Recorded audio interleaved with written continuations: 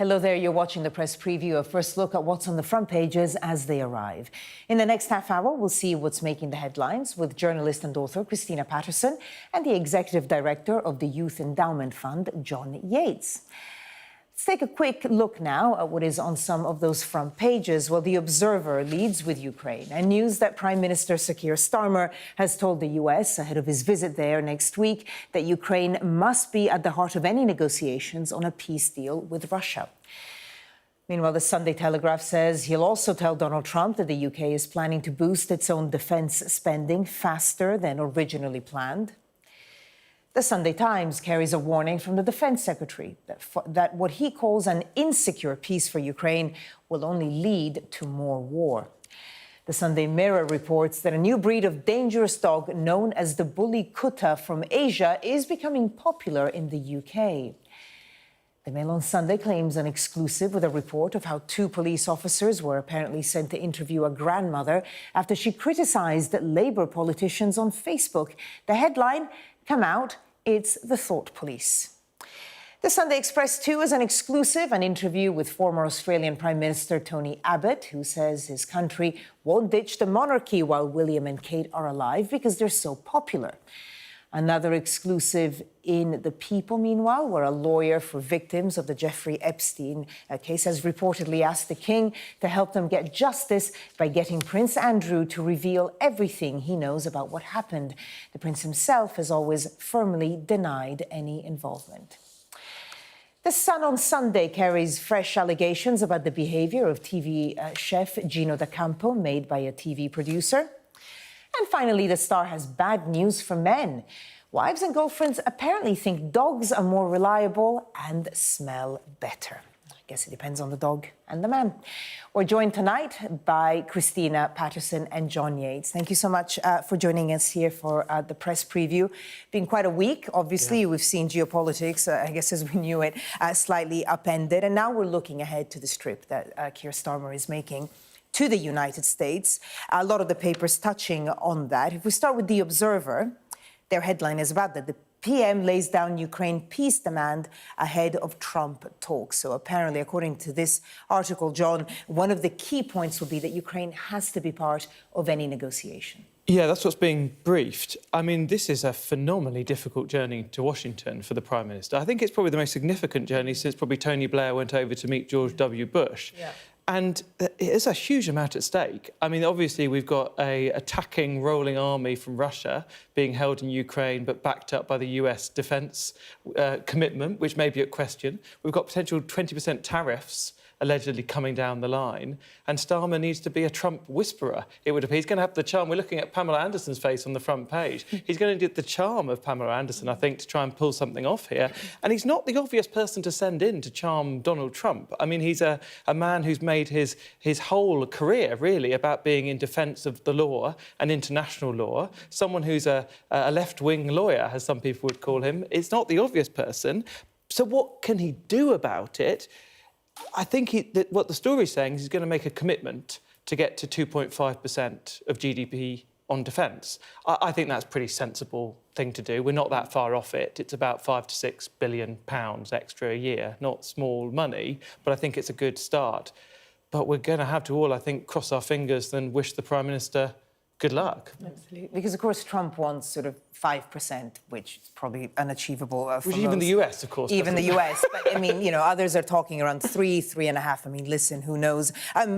You know, John, you're saying that he's not the obvious person to send, but Donald Trump hasn't been too hostile to Sir Keir Starmer. I mean, he did say he liked him.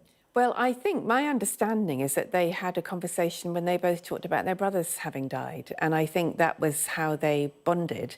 So, as you say, John, lefty lawyer is not an obvious candidate, and of course Musk has been incredibly negative and hostile to Keir Starmer and essentially made it very clear he'd like to get rid of him. Of course, we don't know how far Trump and Musk's views echo and resonate with each other, but I mean, this has been a horrific week in geopolitics, absolutely horrific. I mean, many people have compared it to 1939, and I think that's accurate. I think we are absolutely at a pivot point globally. You know, this is the first time that America has literally sided with our enemy and the enemy, the country that is meant to be its enemy, and has essentially it's upended the whole alliance of the West, the whole concept of the West, of Europe and America aligned on policy and the values it's meant to represent. That has been blown up. And I mean, actually, the whole thing is illogical, because the idea that we need to build up massive defences and hugely increase our spending, even though Putin is a pussycat and a really nice guy and didn't start the war in Ukraine, well, clearly there's a clash of logic there. You know, if he's the bad guy, yes, let's say, of course, we do have to increase our spending. But the idea that Trump has sided with him and given away, as it seems, everything already, that he seems to be wanting to steal half of Ukraine's mineral wealth or more of it. And according to reports today, they are near to signing a deal. It's not clear exactly where those reports are coming from the White House, but they're certainly not coming from Ukraine. So he mentioned it at the CPAC conference, Trump himself, a few hours ago, that a deal was close. You know, we're hearing from other sources that Volodymyr Zelensky does not want to agree as things stand. So, you know, we'll see. So it's not agreed yet, but certainly Trump is pushing it. But we've been talking about defence. Let's just look at the front page of the Sunday Telegraph. And John, you mentioned it earlier as well, of course, this need to increase defence and how that could be one of the things that that Keir Starmer takes to Trump. So what does the Sunday Telegraph say? Yeah, so the Telegraph sort of lays it out and lays out that, for example, the Chancellor says she's already committed, and there's a strong sense that this 2.5% is going to happen. I think it also highlights just the cost of what we're talking about. So this is £6 billion a year. And this is just going to 2.5. That's just to get to 2.5%. Yeah. Now, I think we're going to have to end up getting closer to 3%. Now, then we're talking about £20 billion a year. Just to put that in context, that's like a third of the money we spend on all our schools. You know, that is quite serious money. And it's not as though I can say, but don't worry, the economy's growing, but don't worry, there's quite a lot of fat left in public spending we can just cut, because we haven't done that recently. Or don't worry, we can always borrow more money. It's not really obvious where this money is going to come from. I think there's probably two choices, or two obvious things they can do. One is they can put taxes up, but they have promised they will not do it. I think they can't cut public spending. I don't think a Labour government can go into austerity 2.0. I think they're going to have to come up with some sort of line that says, look, this is an unusual moment. We're facing a significant military threat. We're going to do a temporary increase in borrowing, which is what was done during the Iraq War. But then we're going to have to cross our fingers and hope the bond market doesn't take over the country rather than Vladimir Putin. Yeah, or announce a defence levy of some kind, you know, which obviously nobody would like. But it's one thing to promise not to raise taxes and quite another for Trump to break an 80-year-old alliance and say, right, you're on your own and Europe now has to defend itself, having given... You know, I mean, yes, there were some warnings, but not to this degree, not the idea that he would blow up the whole alliance. I think we are going to have to... The world has changed.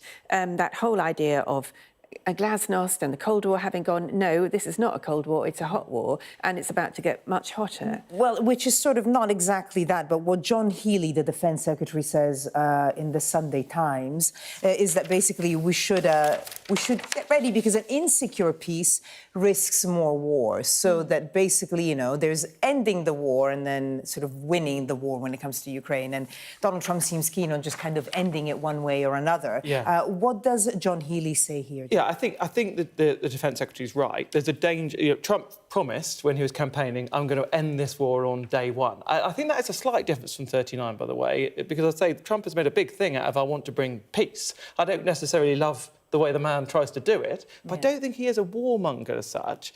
The danger is he just runs off. And you're left with a peace that just leads to another battle, to another war, to another war. He may want peace, but if he, I mean, what he apparently wants, unbelievably, is a Nobel Peace Prize.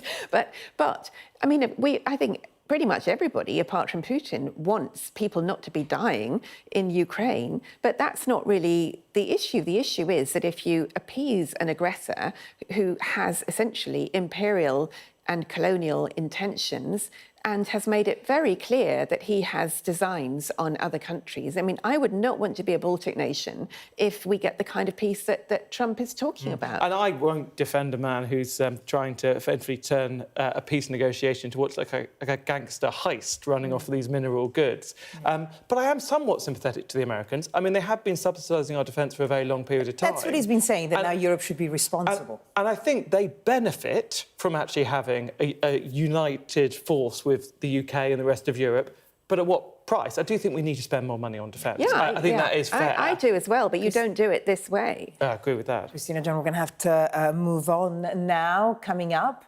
police pay a visit to a grandmother, calling Labour councillors to resign over a WhatsApp scandal. More about that story on the front of the Mail, coming up next.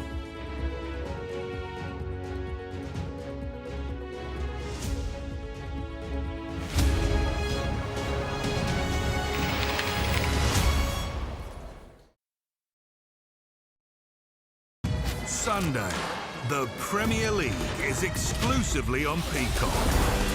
The league's most dynamic scorers square off. Goal for Haaland! Erling Haaland and Man City. Mo Salah and Liverpool.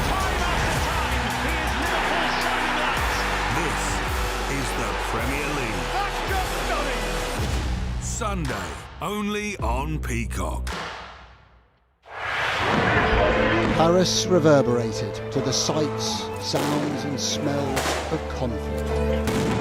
There's a focal point to all this anger, and that is Emmanuel Macron. I'm Adam Parsons, Sky's Europe correspondent based here in Brussels.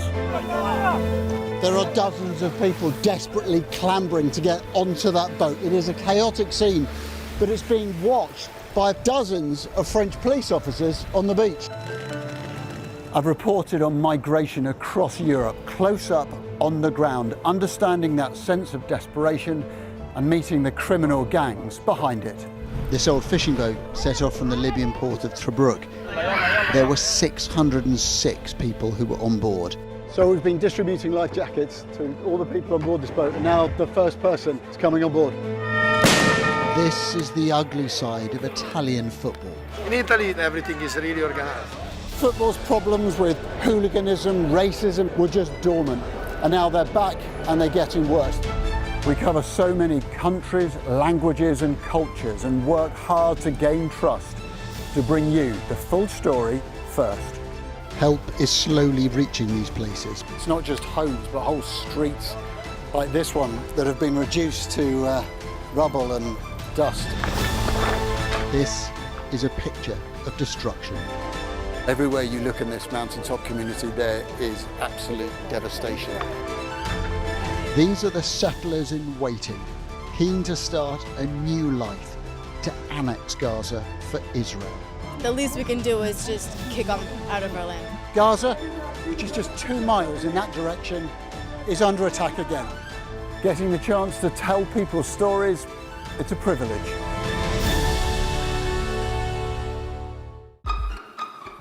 We've got your Sunday mornings covered.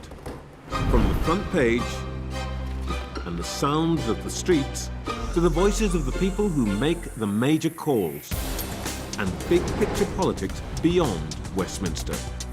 We'll put you at the heart of our story. I'm ready. Are you?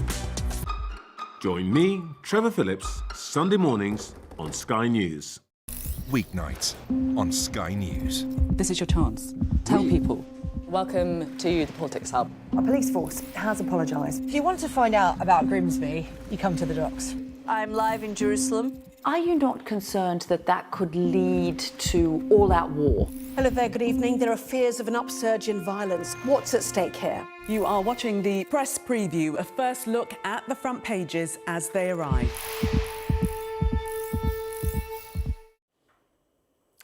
Welcome back. You're watching the press preview with me now, journalist and author Christina Patterson and the Executive Director of the Youth Endowment Fund, John Yates. Let's go straight to the Mail on Sunday now. And their splash is come out, it's the thought police. And this is about police officers paying a visit to a grandmother because she had made some comments, I think, about Labour councillors. Christina, if you can start on this. Yeah, so it's pretty sketchy on the detail, this one. So we don't know. They've said that no crime was committed. So we have to. So in that case, it's a bit baffling. I'm not sure why you would knock on someone's door for.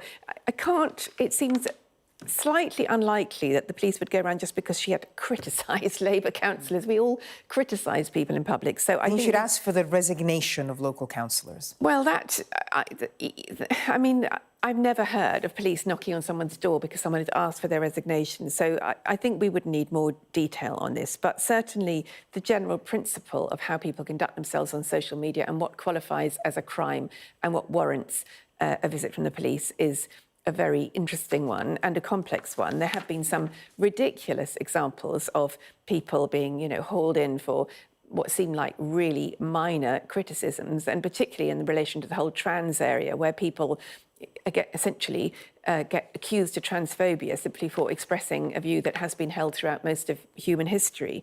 But this one is sketchy on the detail. But I'm not anti. We do have a law against hate speech, and I have myself got somebody a prosecution under the Malicious Communications Act for their behaviour towards me online, and I think some of it does cross a line. So I think that's where this law becomes very difficult. So this is technically a non-crime hate incident. And I think most of us are like, oh, for goodness sake, can't the police just fix some, proper problems?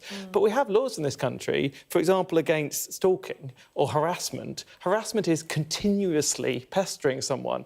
And so how does the police know when you've crossed the line? But they have to record all the things up to the point you get to the line, which are non-crime hate incidents. Yeah. So, and the more stuff there is in social media, the more stuff that is like this. I think it's really tricky. I don't really want the police involved in any of this, but at the same time, I don't want people to be harassed. Yeah. And I don't know how to resolve that. This looks like madness, but we don't really know what this woman actually posted. And so...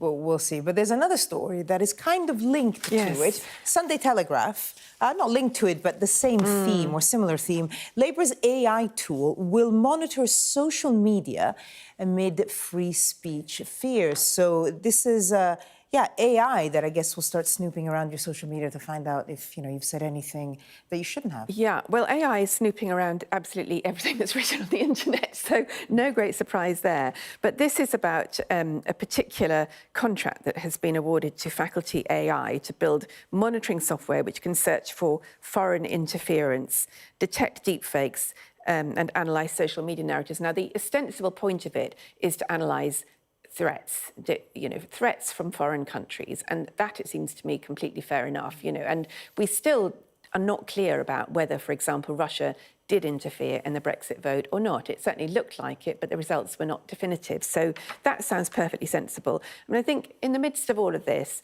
we have to remember that actually all of the people who own the platforms, whether that's Zuckerberg, Musk, or whoever, they've got access to all this information anyway. So it's really just a way for trawling through it, and it's like a Google search.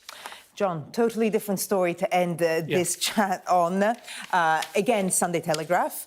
About food, public sector urged to serve British-grown food in meals, and so. Yes, schools, hospitals and prisons to buy more British food makes sense. Yeah, I have a slight period of my history where I was a special advisor to a cabinet minister, and this is the answer you give when they say, what can I do for free to make farmers like us again? Well, how about we make all the schools have to buy lots of food from them? The trouble is, this is actually illegal, what they're hinting they're going to do. It's against the WTO, trade rules. You can't say, people may want them to be able to say, you can't say you can only buy British food. So what they'll end up saying is some sort of weak guidance that you should be encouraged to look at food that is prepared with high welfare standards, which will include food from across the European Union. It's a good story. It's a good story, and everyone will like it who reads the Telegraph, and that's absolutely super. I suspect it will make absolutely no difference at all. On that note, we're going to have to leave it. John Yates, Christina Patterson, thank you so much. I'll see you again in the next hour. Coming up next on Sky News at 11, we'll bring you the latest on the Pope, as the Vatican says he's in a critical condition tonight after he suffered what's described as a long asthmatic respiratory crisis. We'll bring you more at the top of the hour.